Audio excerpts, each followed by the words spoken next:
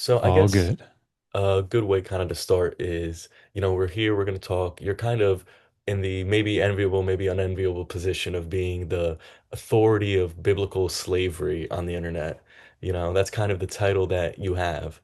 So I guess a pretty adequate place to start is where are Israelites to get their slaves?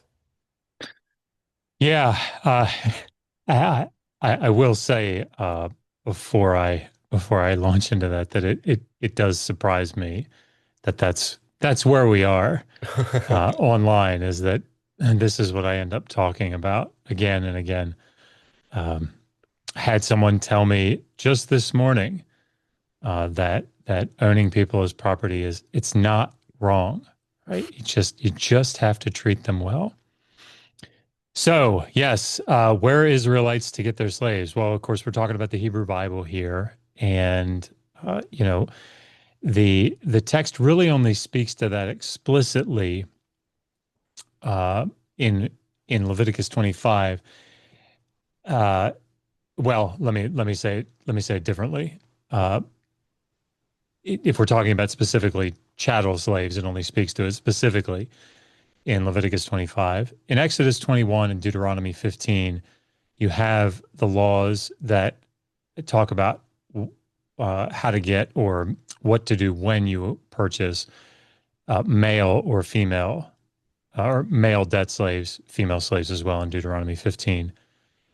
Now, the text does assume that the reader understands that there are chattel slaves that masters can own in Exodus 21 in verses 4 and 5.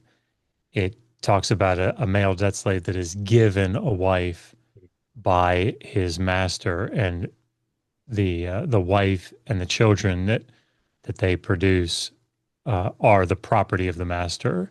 So it does certainly does recognize chattel slaves there in Exodus 21. And of course, an Israelite debt slave could volunteer under those circumstances to become a chattel slave himself. But I suspect your question is geared more toward the Leviticus 25 passage. Yeah. So, you know, Exodus 21, Deuteronomy 15, most scholars would hold that these are earlier texts, um, and that earlier in comparison to the holiness code in Leviticus 25. And there in Leviticus 25, the text seems to be reacting to or responding to the laws in Exodus 21 and Deuteronomy 15. And it states down in verses 39 to 43 that you're not allowed any longer. It doesn't say any longer, but you're not allowed to take a fellow Israelite as a slave, treat him as a slave. Instead, you have to treat him as a hired worker, which is different from what we see in the other two law collections. And then that leads to the question, so as you ask, like, where do you get slaves from? Mhm. And the text there is explicit in verses 44 and 45 that they're to come from the nations around them. They can also purchase the the Hebrew word there probably means some type of a tenant farmer, but it's someone who's living long term in the land, but is a foreigner that doesn't have property of their own. Right. And it says from these groups, those nations that are around and from foreigners that are living in their midst, they can purchase them as slaves and keep them as proper chattel slaves, as inheritance, passing them on to their children after them. And we're talking about Leviticus 25. I actually want to bring us towards, I know that that's really at the end of that chapter, but at the beginning of that chapter, it starts talking about how in the seventh year, kind of you're supposed to represent the Sabbath and you're not supposed to grow anything, right? And Yeah. there's a certain distinction that it makes there at the beginning where it says, whatever the land yields during the Sabbath year will be food for yourself, your male and female servants, and the hired worker and the temporary resident who live among you. That hired worker will, and the male and female servants will be translated differently, but why is there this distinction between male and female workers and a hired worker or a slave and a servant? Sometimes it's put. Yeah, I mean it's going to depend on the translator, Yeah. right? How they bring that across.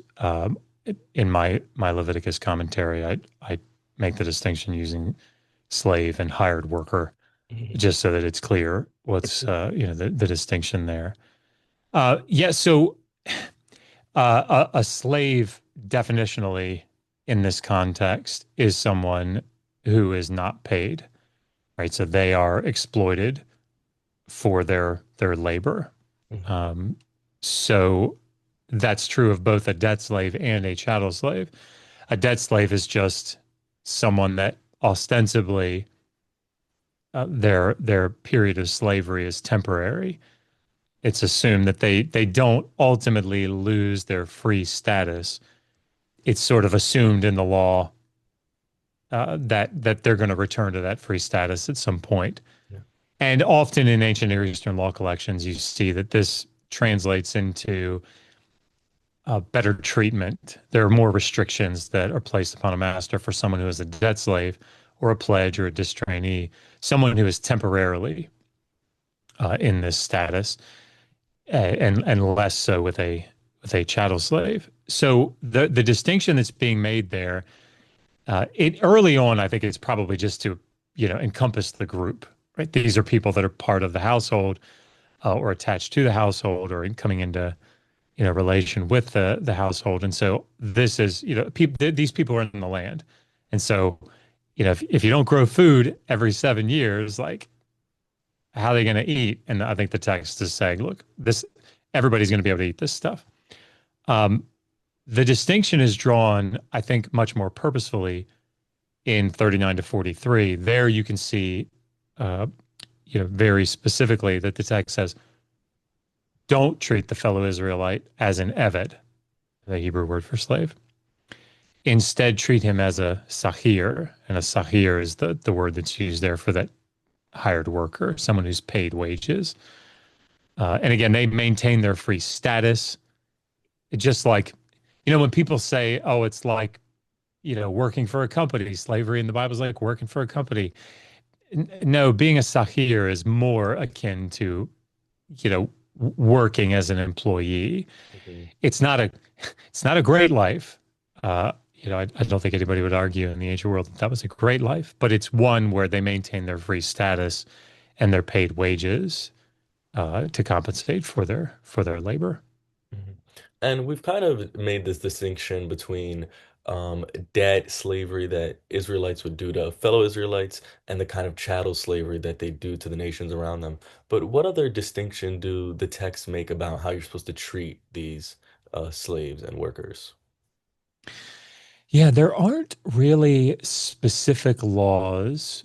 Let me say it this way. Mhm. There are some scholars that would say that the laws in Exodus 21 about the treatment of slaves would uh, would fall or would relate to chattel slaves. Chattel slaves would fall under that regulation as well.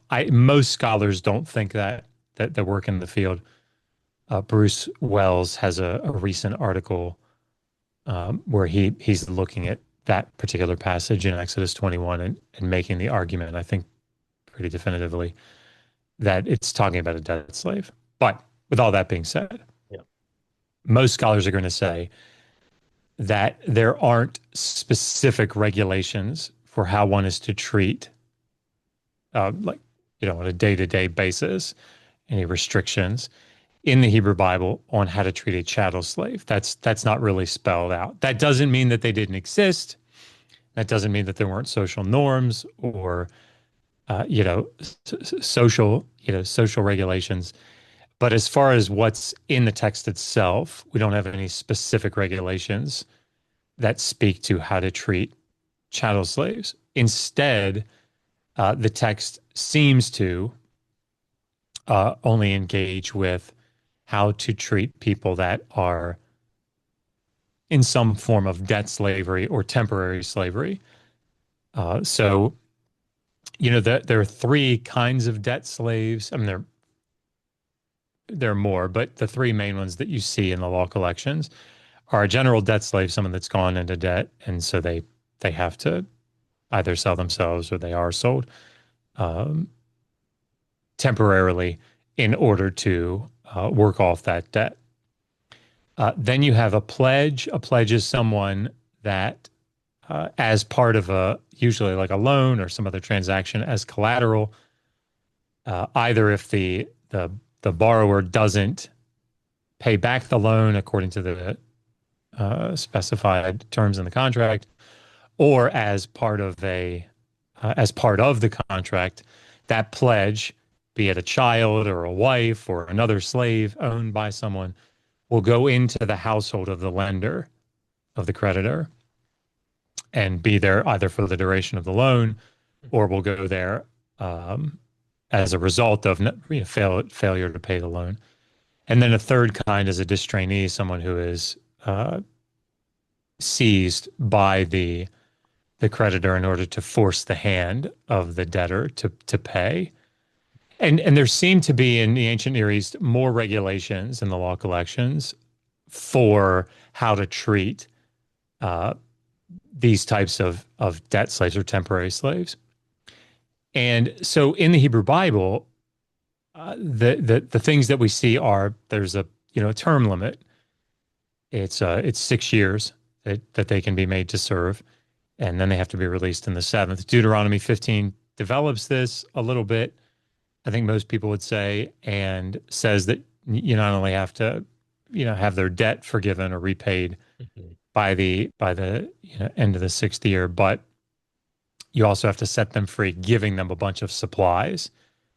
And it fits well with what Deuteronomy is trying to do in making them a nation that doesn't have, all this poverty. They're supposed to be the powerful nation. So, but as far as like physical treatment, yeah, the Proverbs are pretty clear. I think if you read Proverbs 29, 19, and 21, it's reasonably clear that the Proverbs are saying slaves aren't motivated by just, verbally correcting them. Uh, According to their lights, the text says words alone, right, won't motivate a slave. And so like there's an understanding, I think, broadly that a master is going to physically motivate his slave, right? Um, and and I think most scholars would say that this is just generally understood to be the same sort of the same type of motivation or correction, corporal punishment that one would give to their child, done with a wooden rod. The difference, of course, there are substantial differences between them because of the status of the individual, and but nonetheless, I don't think anybody should balk at the idea that they were beating their slaves. Yeah. But what the text says in Exodus 21, 20 to 21, and 26 to 27 is be careful how you do it. I think that's where most scholars are going to land on that, because the text says in 20 and 21, if you destroy or put out the eye of your male or female slave, Mhm. that you're to release them on account of the eye. In other words, this is why one of the reasons most scholars think this is a dead slave, because their debt is forgiven, right? It's wiped out. And the same is true of putting out a tooth. These are serious, uh, like in laws about assault and battery in the ancient Near East. I have a whole appendix on this in my book on slavery. But the eye, the tooth, anywhere in the face region is generally considered to be a pretty significant assault. It's a very expensive place to hit somebody. Uh, the penalties are pretty steep there, and so I think that's what's going on here, is that the debt slave is released from their debt if you um, put out the eye or put out the tooth. In 20 to 21, though, the text says that if you beat your male or female slave with this rod and they immediately die, then I think, and again, I think this is sort of the majority position here, that most scholars are going to see this as this is their way of determining intent. If the slave dies immediately, then it's like reasonable to conclude that you intended more than just moderate correction. And so the slave master is held liable for the death of that slave. And the Hebrew there is a little tricky because the word that's used there is an unexpected word. You would expect this word to die or to be put to death, but you don't have that. Instead, you have this word that means gets translated like to be avenged. I think it probably means to kill them, that the master gets killed. We have good ancient Near Eastern parallels with this in the laws of Hammurabi. But in either case, something significant is supposed to happen to the master. However, the text says in verse 21, if the slave survives a day or two, Hmm. then there's to be no punishment because the slave is his money, his silver. And I think what's going on there is that, again, if verse 20 is trying to ascertain the intent, is there a malicious intent or not? Then if the slave dies a few days later, then the benefit of the doubt is given to the master that, if he survives a couple of days, there might have been some intervening Right. cause that brought about the death of the slave. So the benefit of the doubt is given to the master. I think that's what's going on here, and I think most scholars would agree with me on that. Yeah, and that type of law is kind of comparable to the antebellum South, would you say? Yeah, in a in a somewhat frightening way. Um, I've been doing actually quite a bit of reading lately on the slavery, slave laws, and the things surrounding it in the antebellum South. And I was reading, there's a case, State versus Mann, and the judge there, yeah, he's talking about, Judge Ruffin is talking about, in his opinion on the case, he's saying, look, masters have to be given like total control over the slave, because otherwise, in his reasoning, like the slave will think, well, I've got an appeal Mhm. somewhere else, and so I can, in other words, I can resist. I mean, it's just so much nonsense looking back on it, right? Um, but the reality is that from his perspective, from Ruffin's perspective, the judge's perspective, I mean, you see it in his opinion. He says, like, essentially, I hate that I have to judge this case. I wish they would have worked it out on their own, right? I wish it wouldn't come before this level of the judiciary. But because it does, like, I have to give this ruling. And he said, even though it, like, in my breast, there is like great tension and I hate it. And he said, can't remember exactly how he says it, but anybody that like goes to bed at night is the idea, should find this total control of the master over the slave to be despicable.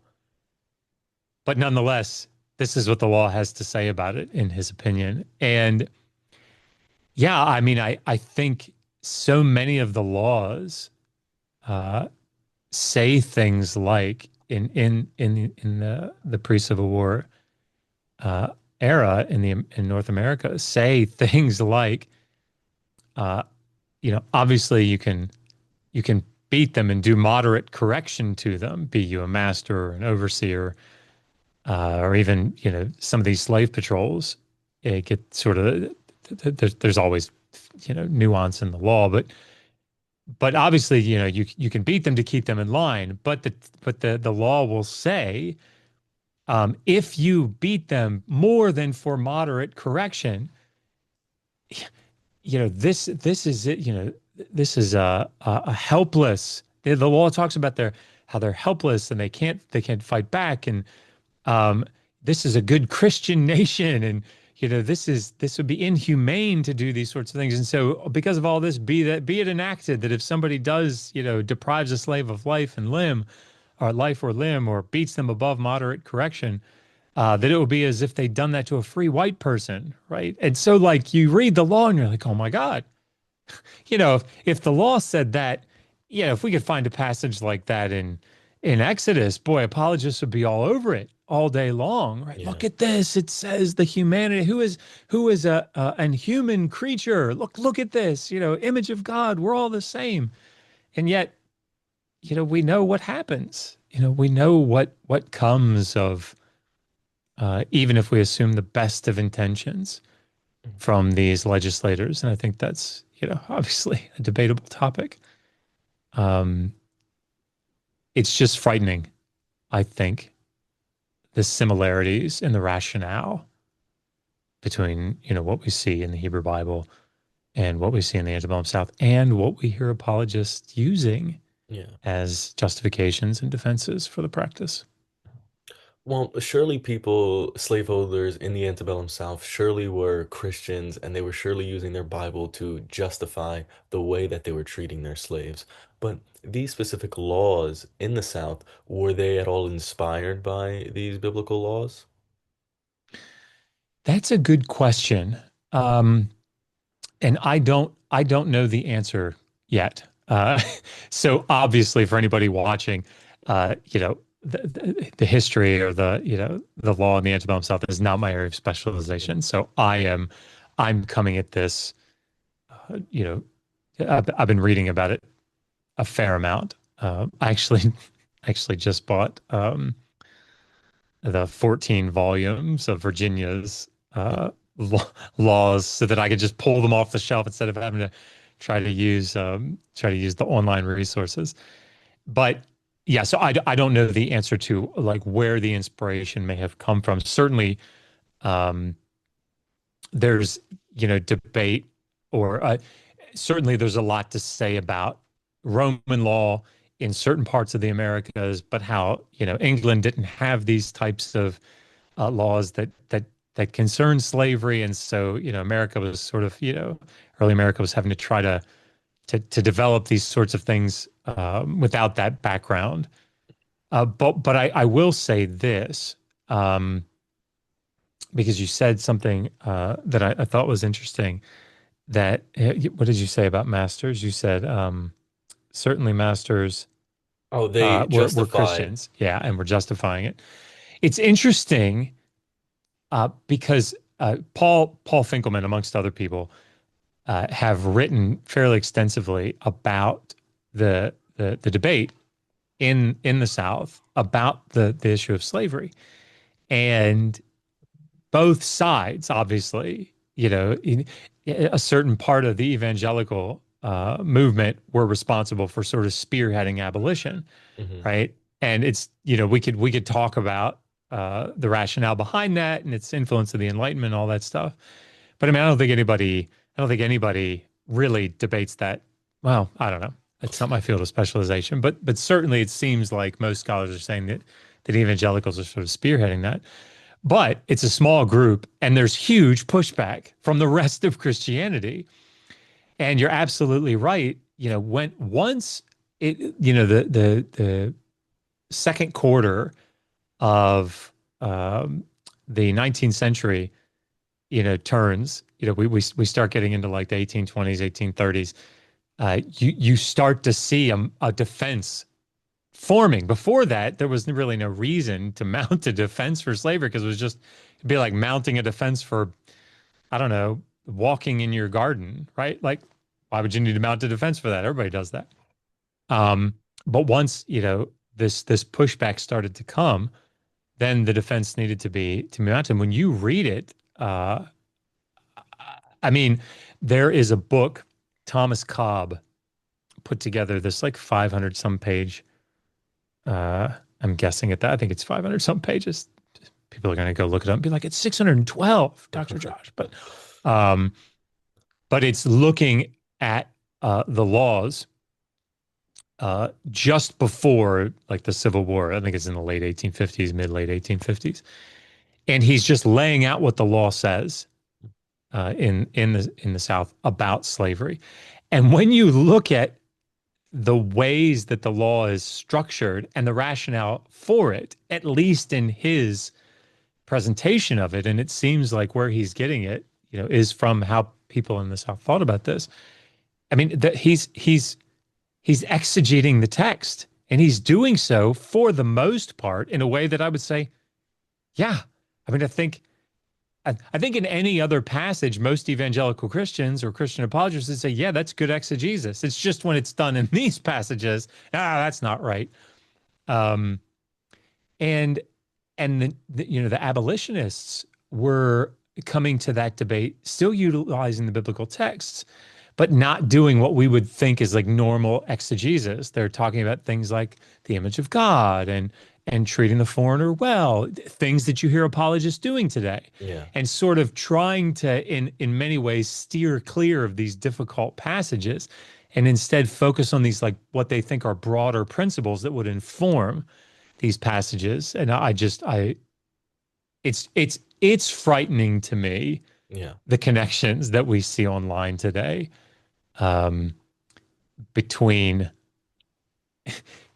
and I'll shut up, but you see apologists making abolitionist arguments Hmm. sometimes, Yeah. and then making Southern slave owner arguments from the text at other times. And it's so interesting to me because when they're trying to downplay the severity of slavery, and they're saying things like, "Wow, I mean, how else were they going to keep their slaves in line?" Very Southern pro-slavery argument. When they're saying image of God, right, and love each other and love the foreigner, that's a very abolitionist argument. So I mean, it's just it is just it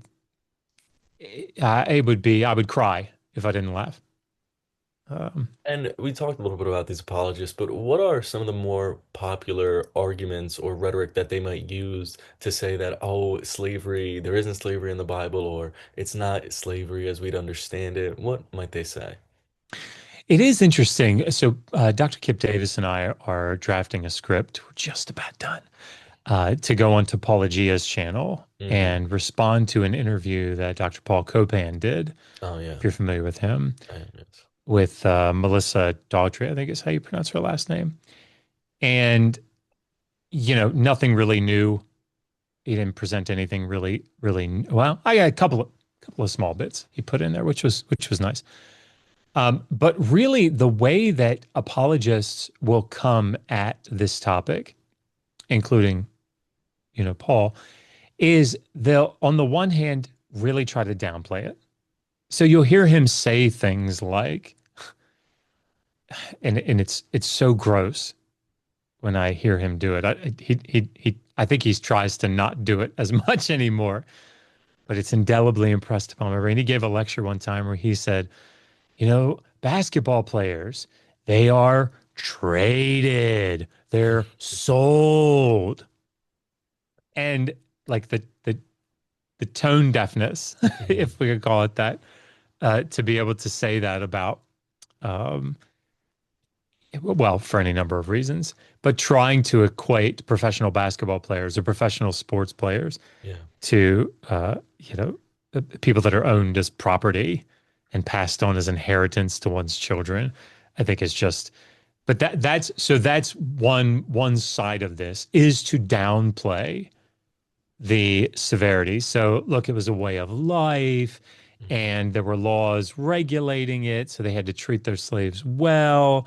They couldn't just do whatever they wanted to them. Look here, if you beat them to death, then you get killed. So it's all they focus on things and read them in the most gracious light, charitable light that they can, and focus on those things. But before they do, generally speaking, they will lead up to. Now we have to remember when we read these passages that we have to read them in the context of Scripture, right? And so then they'll say Genesis 1:26, 27, we're made in the image of God, right? And love the foreigner, Leviticus 19, and yeah, so they paint this like broad picture, and then if they go into it, only then do they go into it, and then they try to say, now, here, yeah, these are people that are connected to the household, and they get every Sabbath day off, and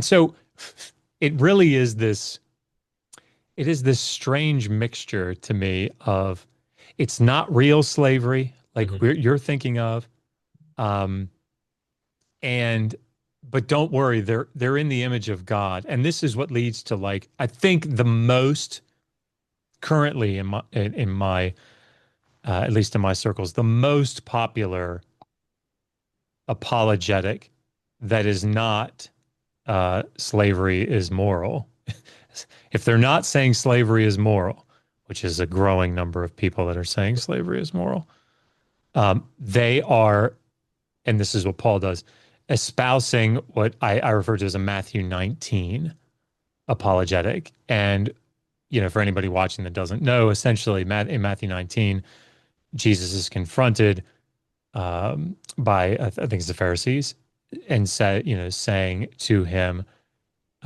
what about divorce? Can a man put away his wife for any reason? And Jesus says, it wasn't this way from the beginning. Moses allowed you to do this because of the hardness of your hearts. And so what they do is they see a principle there. Apologists see a principle there and they say, okay, this principle is that things in the Mosaic law aren't God's ideal. Hmm. And so because of that, uh, they're laws that like Moses, kind of condescended. God condescended through Moses to them because of the hardness of their hearts. He allowed them to do this, but really he didn't want it. And so he's slowly working people out of it. Hmm. I think it's a very difficult case to make. Um, and again, I think it falls under its own weight, honestly. If for no other reason that one, you're not going to be able to make a connection in the text between divorce and slavery. The only connection you're going to make is going to be in the mind of the apologist who thinks that both are wrong. And so, since I think today, thank God, that slavery is wrong, that must be one of these laws Hmm. that God also thought was wrong, right? But there is no direct connection between those two things. And in Matthew 19, Jesus does not outlaw divorce.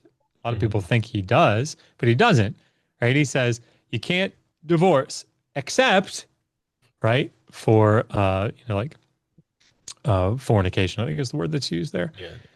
Um, so I don't know that it's the argument that the apologist wants to use because if there is parity between those, then it's like it goes back to this Doug Wilson sort of, all right, look, slavery, you can do slavery, you just have to do it right. Right? You can do divorce, you just have to do it under the right circumstances. So you can do slavery, you just have to do it under the right circumstances, which is just gross. Yeah, and sometimes apologists might make a connection to Paul and the letter to Philemon. Why might that be an insufficient way of justifying this? Yeah. So, certainly, and again, so that everybody's watching, I am not a specialist in the New Testament. So, I'm my reliance here is on, people that have written rather extensively on this.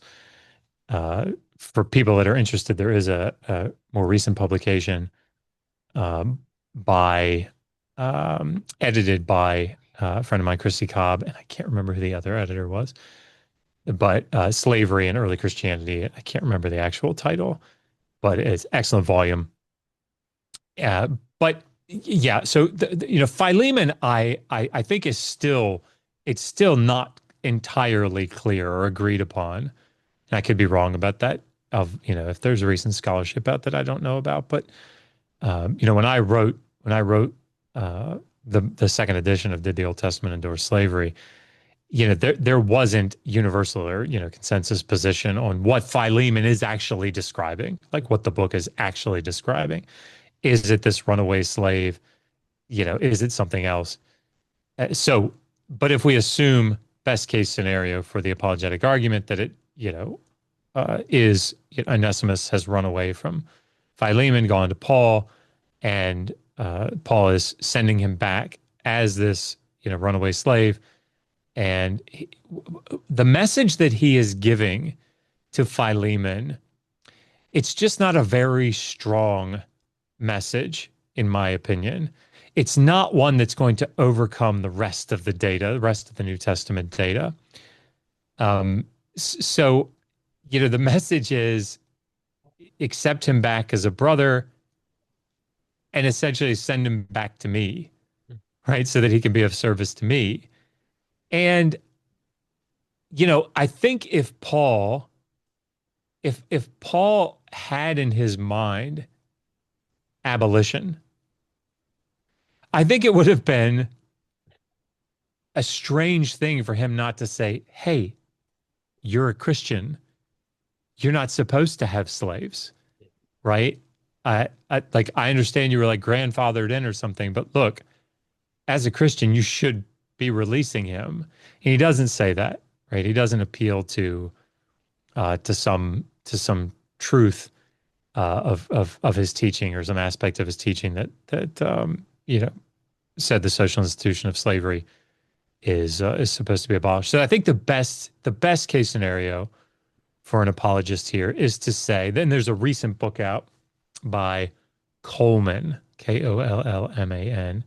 It's in German, Mm. but uh, I disagree with the conclusion. But for people that are looking for disagreement with me, it's slavery and early Christianity, and it's looking at the New Testament and basically saying, yeah, these texts are not like condemnations of slavery.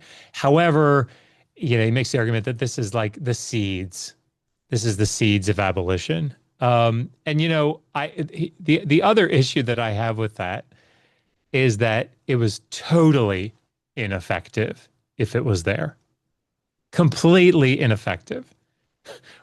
What? You've got Gregory of Nyssa, right? No, is it the fourth century? The Gregory of Nyssa Yeah, it's again. We're fourth we're century, pretty sure. yeah, like we're moving way out of my specialization. But I mean, like he's one of the first to say, and I don't even know that his condemnation is definitive. I think it's certainly a stronger condemnation than, but like John Chrysostom has something, that's said about it, but it's more about, look, God gave you two hands. Mhm. Stop being so lazy and having your slaves do stuff. All right, look, I'll allow you to have one or even two slaves, but I mean, more than that, you're just being a glutton. It's not that there's this like condemnation of slavery. So if then I'll shut up. But if the seeds of abolition were being planted, boy, that was real subtle in the New Testament because nobody, I mean, like almost nobody in the early church like picked up on that. Mhm. And when they did, they were making these very liberal, progressive arguments from, texts that they had to sort of interpret broadly to apply. Well, maybe it was just a plant that took about 2,000 years to get a little sunlight.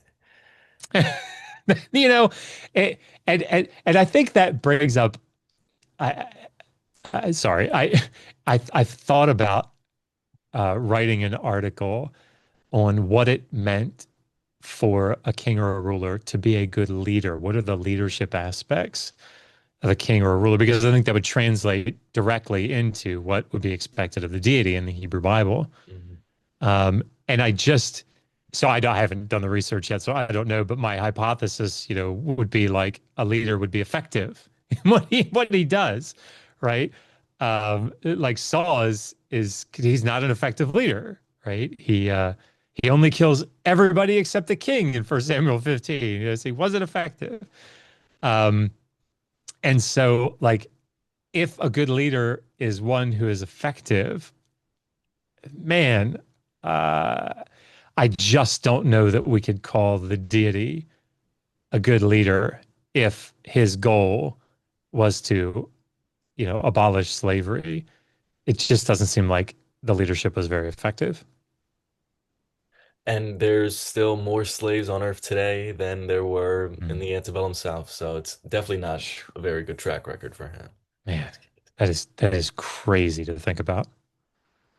But I think the last thing I wanted to kind of bring up, we've been talking about these and we say law codes or like rules, but most scholars don't believe that archaeologists like picked out an ancient constitution of the ground, you know? These aren't Right. looked at to be really normative and practiced law codes. Can you talk a little bit about that? Yeah, definitely. So there isn't any consensus that I know of yet on what they are. So, but I think we can safely talk about the options. Mhm. So there are still some scholars that would say, um, so let me give an analogy or Mhm. like an example that I use actually in the book because I think it's a good one. My now 12-year-old daughter, no, she's 13. She just turned 13. My God, where's the time go? Um, she, when she was like 10, used to draw like house plans of our house, layouts of our house with the different rooms.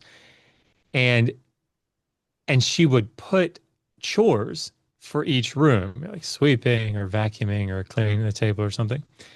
And then she would assign members of our family to these different chores. Well, like some of the tasks, like doing the laundry would be assigned to my 4-year-old twins. Like, they're not really going to do the laundry. Some of the chores were assigned to like family members that live in the UK. So obviously, yeah. But if somebody 100 years or 1,000 years from now were to dig up that piece of paper Mhm.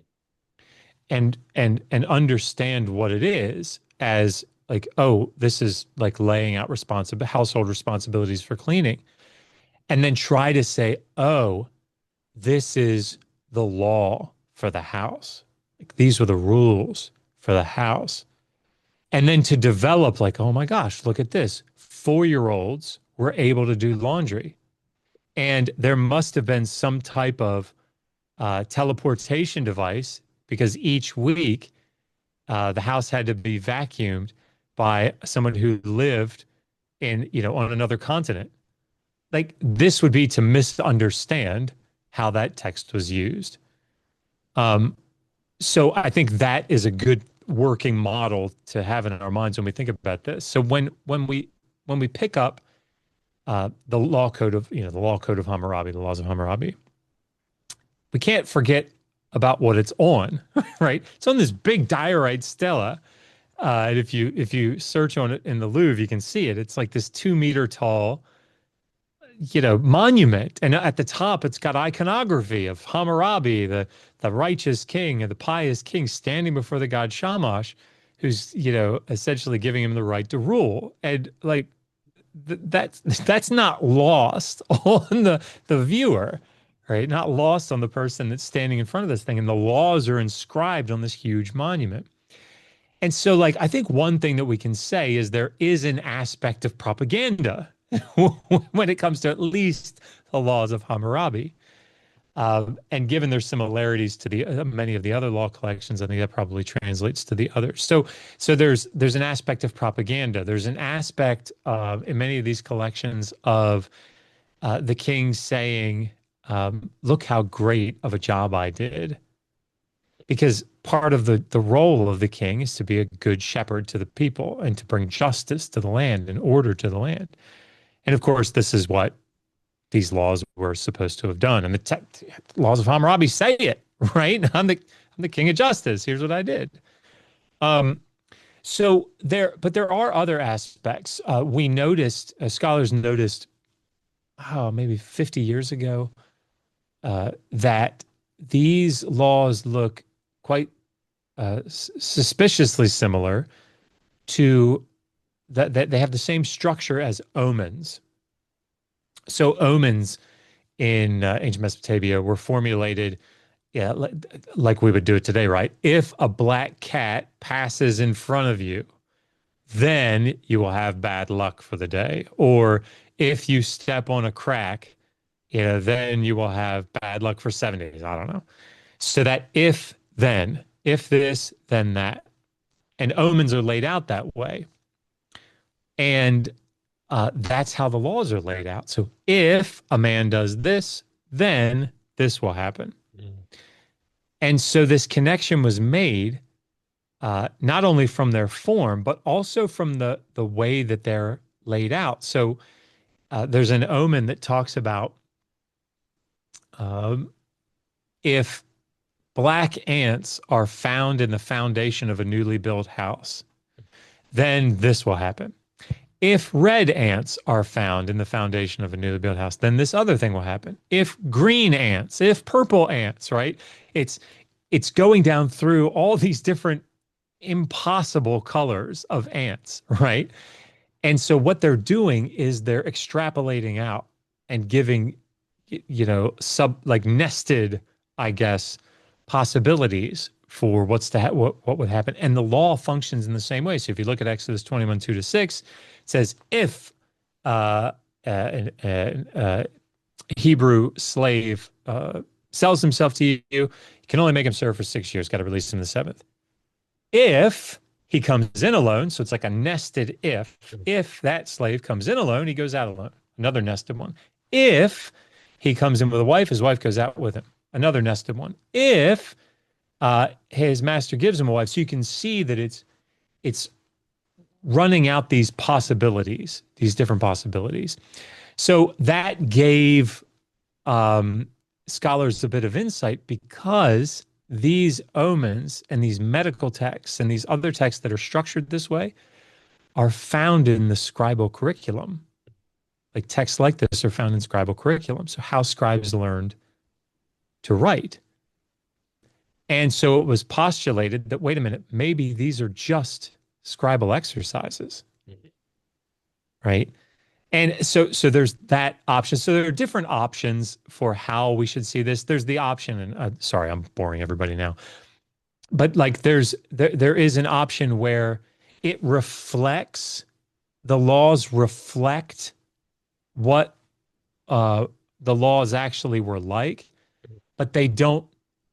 It's not like they're not the law themselves. Hmm. So that book I was talking about earlier by Thomas Cobb, it's essentially a treatise on the laws in the antebellum South. That book is not what a judge went to when he was like, or an attorney went to when they were making an argument in front of the court. It's just a description of the laws. So it reflects the laws, and we can say, yeah, this reflects the laws, but it's not the law itself. And that's an important distinction, I think, because I think when we get into this will be the last thing I say about it, sorry. No, no worries. Like when we get into passages like Leviticus 25 or Deuteronomy 15, we see very clearly that the law has a very supernatural component to it. So, like in Deuteronomy 15, it says you're supposed to give your debt slave, the one that just worked for you for 6 years, to Hmm. pay off that debt. You're supposed to now give him a bunch of shit before he leaves. And it's Yeah. like, what? What? Wait a minute.